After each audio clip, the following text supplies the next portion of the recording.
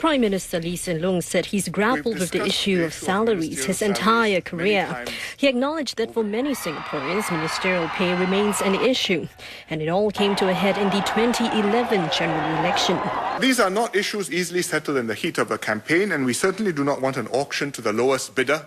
People saying, I will serve for less, and the other person says, I'll serve for even less. And you think that you choose the cheapest one, you get the best value for money.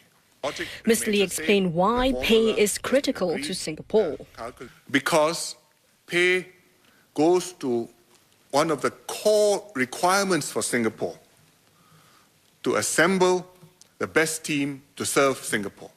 And if you have the wrong system of pay, you will have the wrong team. As Prime Minister, Mr. Lee said that is his constant worry. He cited how some of the current office holders were recruited and said he never discussed salaries with them.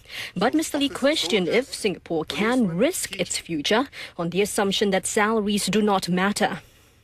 Grace Fu was completely right in this point when she posted on her blog to say that this salary revision is okay, but if you go too far, I think that's going to be a problem for many Singaporeans.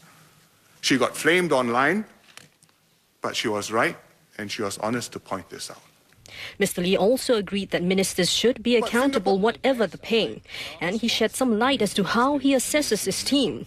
Discounting the 2 deputy prime ministers, there are currently 10 ministers at the entry-level grade, 1 a grade above that.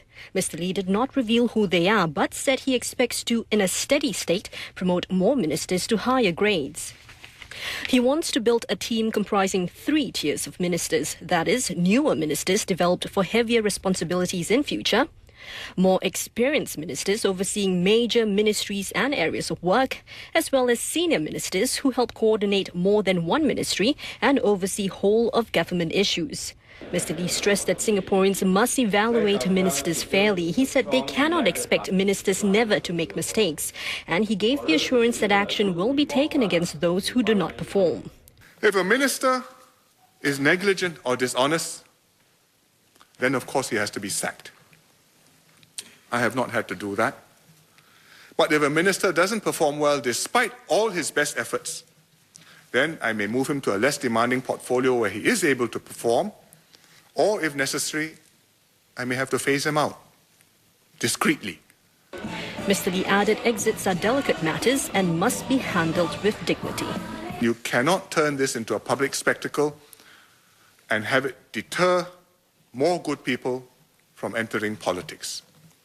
Mr. Lee also explained why it's not possible to have a preset formula to determine the performance bonus of ministers. He said each minister has a different set of responsibilities, and how he assesses their performance is by making a subjective judgment and then consulting his senior colleagues.